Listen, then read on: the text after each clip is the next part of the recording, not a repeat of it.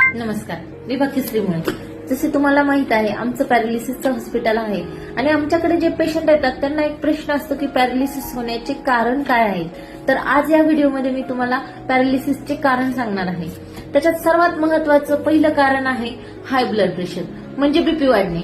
BP वाढल्याने आपल्या शरीरातील रक्तवाहिन्या कमकुवत होतात व त्यामुळे रक्तवाहिन्या फुटण्याची शक्यता असते, त्यामुळे पॅरालिसिस होतो. दुसरे कारण आहे शुगर, मधुमेह. रक्तातील साखरेचे प्रमाण वाढल्याने रक्तवाहिन्या खराब होण्याची शक्यता असते, त्यामुळेही पॅरालिसिस होण्याची शक्यता वाढते. तिसरे कारण आहे कोलेस्ट्रॉल. रक्तातील कोलेस्ट्रॉलची पातळी वाढणे, त्यामुळे चरबीचे प्रमाण वाढते व रक्त घट्ट होते, ब्लॉकेज तयार होतात, त्यामुळे पॅरालिसिस होतो. धूम्रपान केल्याने आपल्या रक्तवाहिन्या संकुचित होतात व रक्त घोटण्याचे प्रमाण वाढते. पाचवं कारण आहे लठ्ठपणा. लठ्ठपणामुळे सुद्धा पॅरालिसिस होतो. सहावं कारण आहे हृदयविकार, म्हणजे हार्ट डिसीज. आपल्याला काही हार्ट डिसीज, हृदयाचे विकार असेल आणि त्याच्या बीपीच्या गोळ्या चालू असेल आणि आपण त्या बंद करतोय, त्यामुळे पण रक्त घट्ट होते, पॅरालिसिस होतो.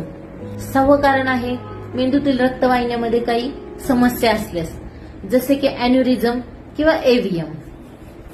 सातवं कारण आहे अनुवंशिकता, म्हणजे आपल्या पूर्वजांमध्ये, आईवडिलांमध्ये कोणाला असेल तरीही आपल्याला होण्याची शक्यता असते.